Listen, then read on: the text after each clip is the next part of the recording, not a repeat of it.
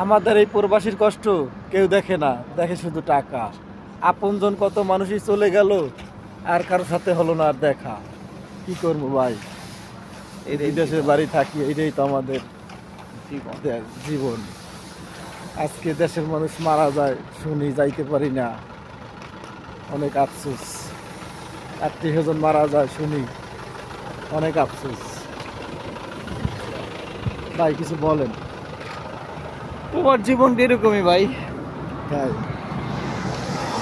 আসলে খারাপ লাগতে আছে, কারণ আসা যায়, যাওয়া অনেক কঠিন।